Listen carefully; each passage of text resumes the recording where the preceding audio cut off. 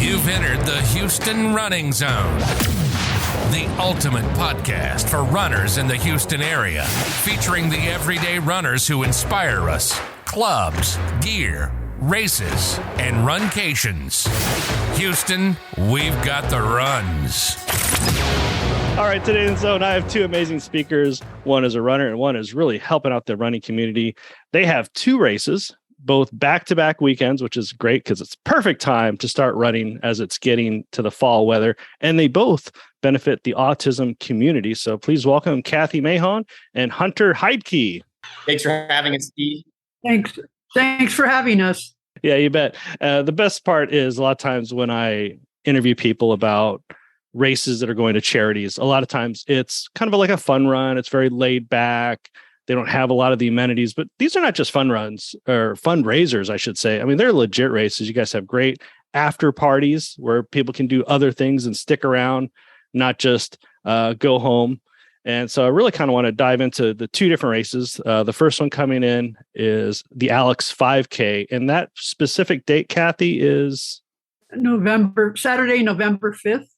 And it's in McGregor Park, which is close to U of H campus. Now, is this your 11th anniversary? This is the 12th. Okay.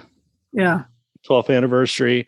And a lot of people have already done this before. You know, they know you can have a great after party. You always have like St. Arnold and everything else like that. Anything new that you're doing this year to kind of mix it up, or anything that they really are always looking forward to? Well, I think we have a great after party because we usually have some real food. We have breakfast tacos. We have homemade rice and beans, Colombian style. We have St. Arnold's beer. That's one of our sponsors. We have lots of other drinks and things for kids. We have a really robust kids program. We have a 5K, or not 5K, a 1K for the kids, and then there's Susan Cita, who goes by the moniker Crazy Cat Lady. She does everything.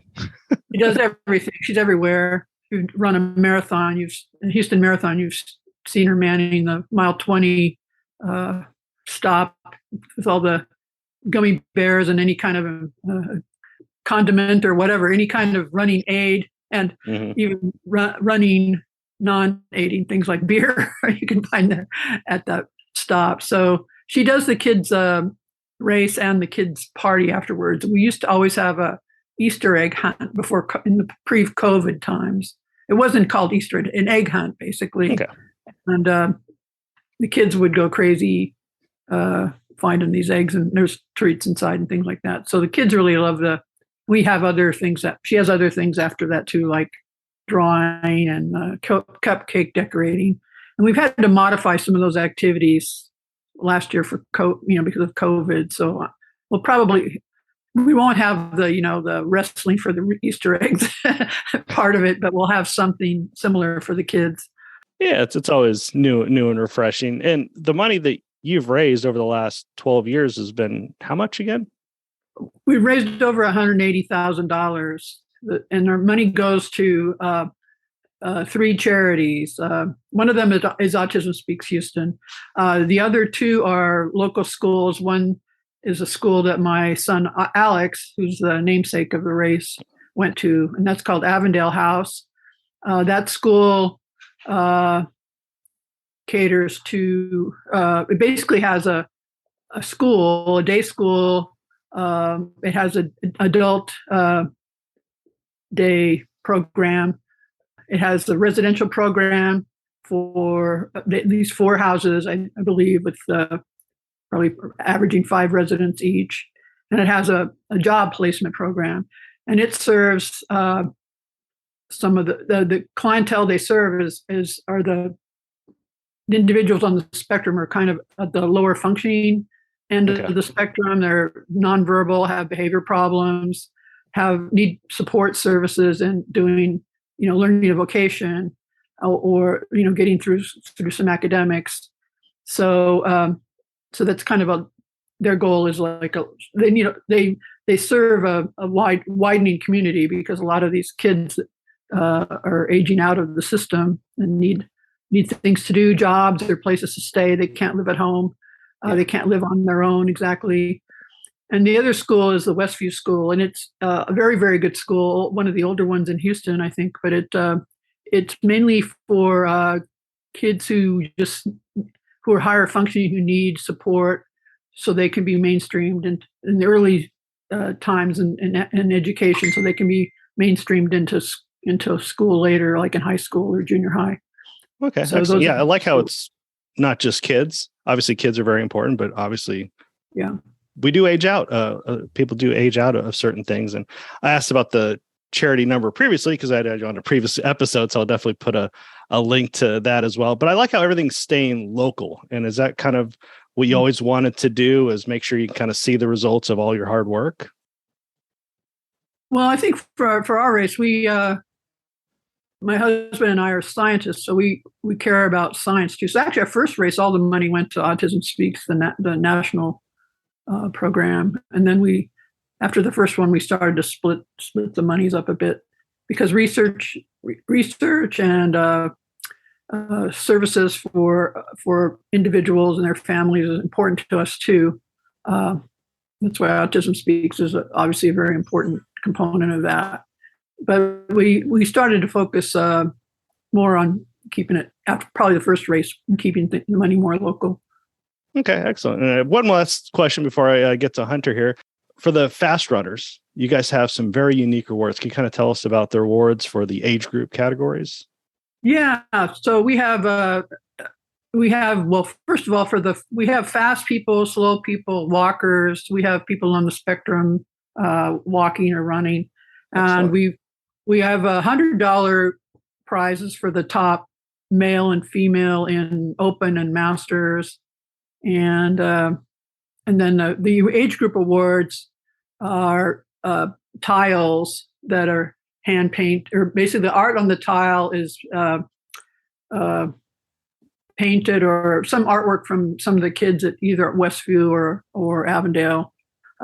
They create the art, and then we make a ceramic tile with the logo on it. And so they're very unique awards, or very unique. You're not supposed to use because it's redundant, but they're unique awards that have a little bit of personality to them. No, that's awesome. And you should probably make a couple extra, kind of auction them off. I've actually never been to your race. It's always my daughter's birthday weekend / state marching band competition, everything else like that. So I'm just going to throw ideas to you. I always make some without any, that are just plain, that don't have like first or second on them. Yeah. Because I think one of the things we have to do is cover them up. Like if we put them on a table before the ceremony, we've had people try to steal them because they're so cute. I think not realizing they're actually the rewards. So we've had to cover them up, but they really are cool. Yeah, maybe put some running club logos on it. People will buy them. Trust me on this. Race some extra cash. Yeah, I think it's a good idea. Now you're on the hook for it. It's recorded, but I'll definitely get back to you. But I want to get into to the next race, which is the next weekend. So Hunter, can you kind of tell us a little bit about date, time, location, so we can kind of see? I know you're normally in Sugarland. Is that correct? Yeah, it'll be at the Sugarland Town Square on November 13th. So it'll be on a Sunday, a week and a day after the Alex 5K. And it will begin, I believe registration opens at 6 a.m. and the race officially starts around 7:30 for the 8K. We've got a 5K as well. It'll be at 7:45. And then even before that, we actually have a kids 1K at 7:15. Who will probably beat me in a race if I even participate in it, because I'm not even that fast. But yeah, at 7:15, we got someone for the kids as well.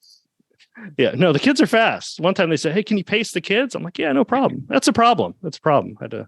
Had to take one down. But in any case, I have a cousin, my cousin, who's, I guess he would be my nephew of some sort. My nephew twice removed. I don't know how it all works when it comes to the family tree. But he posts on Instagram. His son is like in middle school and is doing some cross country racing. He's getting sub 7-minute miles. And I was like, I don't think I did that until maybe high school. And I think I did it once. So I'm sure the kids, if they're participating, would just leave me in the dust. Yeah, but it's good to get the kids involved and everything. And I also have a previous episode from last year. I want to link to it just in case we forget any info here. But 1K obviously for kids, and then 5K and 8K. The significance of an 8K, can you kind of explain that, or do you know about it? I just figured people would want to be a bit more competitive about it.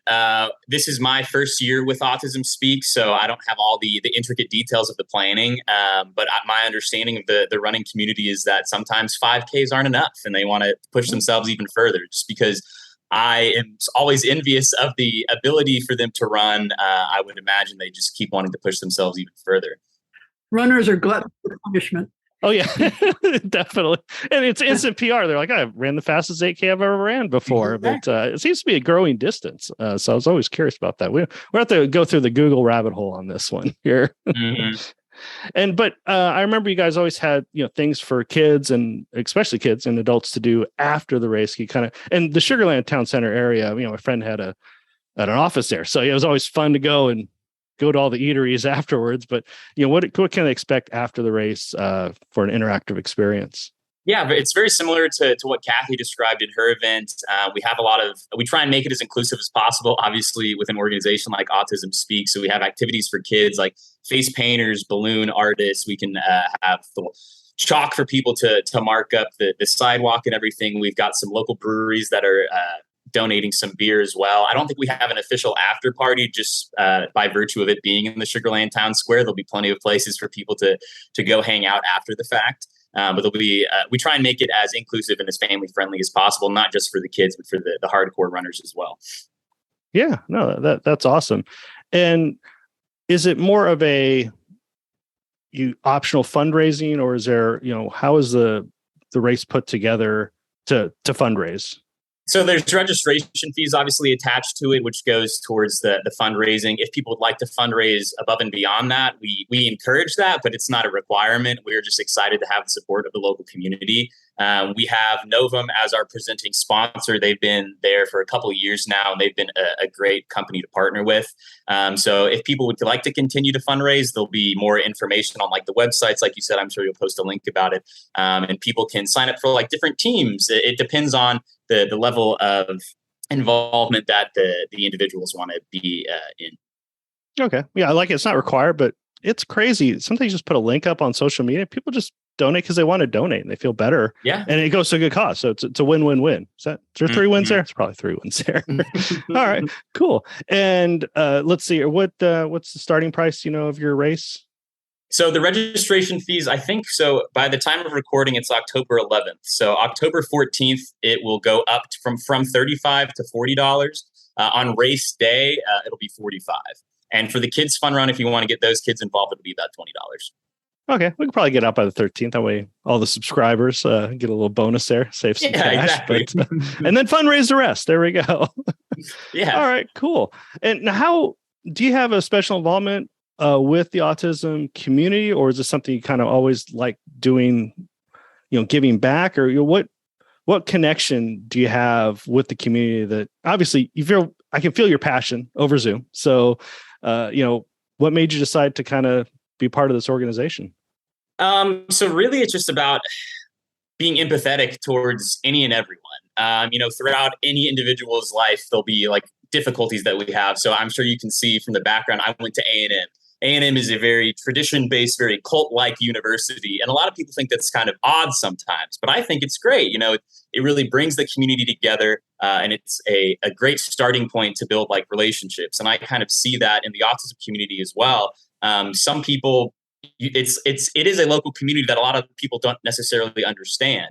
And that's why Autism Speaks is, especially, kind of going back to what Kathi said, there's a lot of different things. If you've met one person with autism, you've met one person with autism. Everybody is unique just in their own instances. So making sure that as a society, we are as inclusive as possible.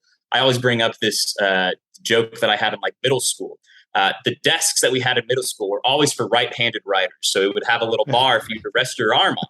So if you were left-handed, your arm would just be hanging off the desk. And it wasn't the fault of the left-handed people. It was just society had deemed right-handed desks were cheaper to make or whatever else. I don't know the exact rules behind it. But it just makes you think of like, well, we could be more inclusive, just have some left-handed desks. We could be more inclusive in the way that we run and the way that we have social services for people going out of high school, like transition to adulthood, like Kathi mentioned, is one of the things that Autism Speaks is focused on, but also just increasing the understanding and acceptance of the community itself. We feel like it's entered the public consciousness well enough so that people understand what autism is. But even now, people just sort of associate it with people who need a lot of social support. Which is sometimes the case, but not necessarily always. So making sure that people sort of reframe their understanding of what autism is by having as many local and community events as possible, we think is a really powerful way to move that forward.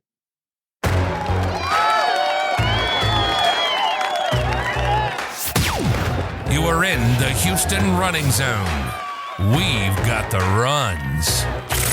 Well, is there something, Hunter, Kathi, that people can, in addition to obviously, giving back, supporting the community, is there something people can do like today or this week to be more inclusive or to make a difference in the community that, they can just do right now as they're listening?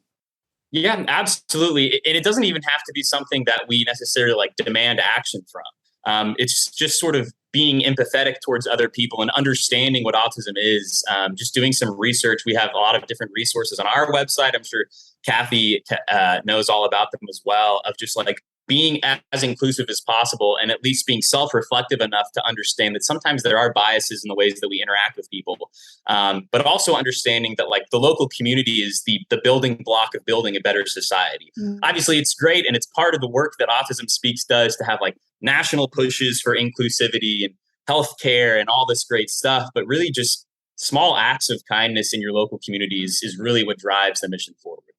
Well, I think too, like just thinking about being, Autism Speaks has its new catchphrase or whatever is "be kind," but it's true. Like if you see someone struggling with a child somewhere, don't think automatically that person's a bad parent.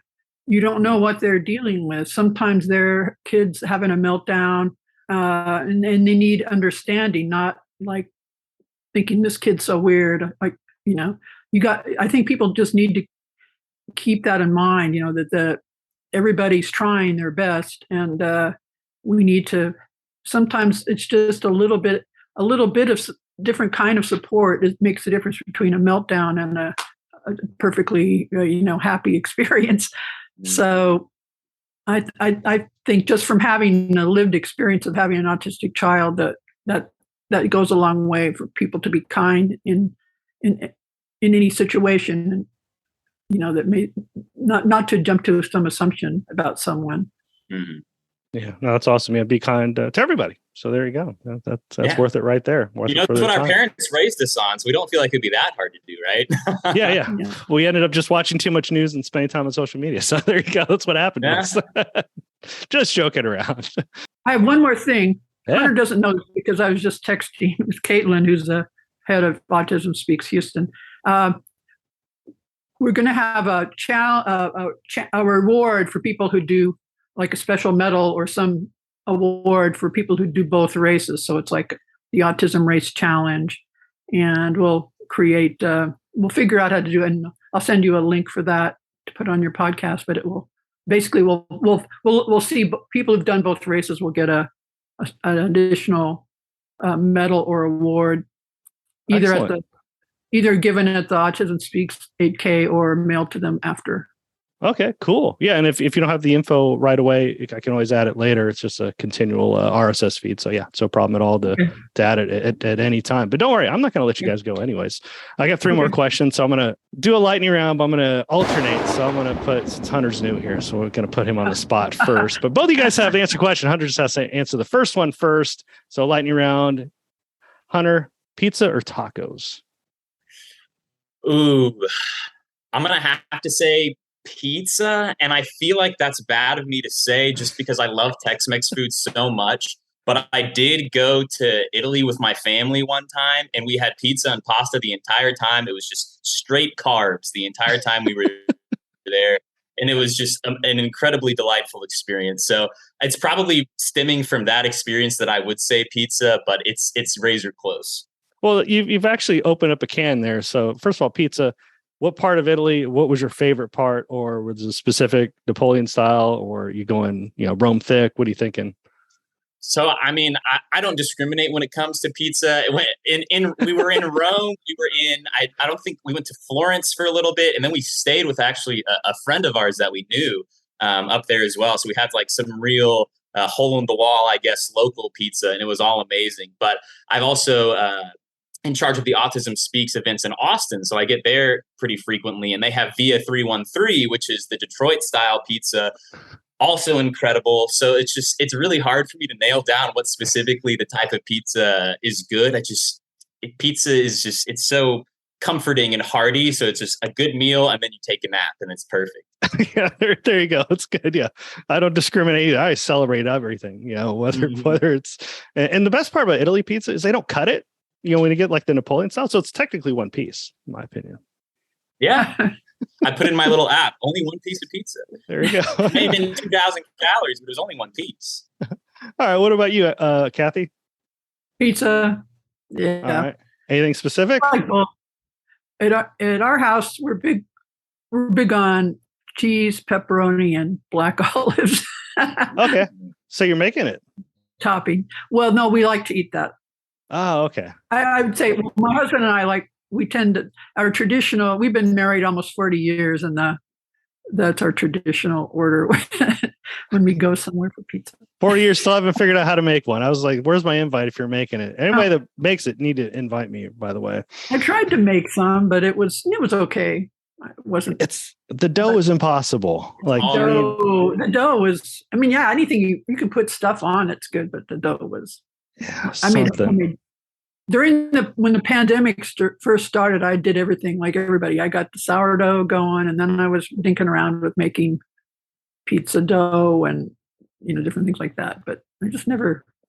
I think it's really acquired. It takes some practice. Yeah, There's more than I have. Science to it, some science to knowing it's not just the X amount of flour and X amount of water, because different flours take up different amounts of water. So you kind of have to have a feel for the dough, I think. Yeah, and it's done by weight. Oh, it's a mess. Yeah. It's so much easier to order. But I didn't realize the flours vary so much in how much water they need. Well, Kathi, I'm going for you for question number 2. First, if you could run or walk anywhere in the world, where would it be? It doesn't have to be a race. Probably somewhere in South America. Okay. Or Asia. We haven't been to Chile yet. I'd like to go to Chile and Argentina. Well, you're a wine drinker, so there you go. Perfect. Yeah. It's the California of South America. Mm-hmm. Yeah. Yeah, there's so many great places.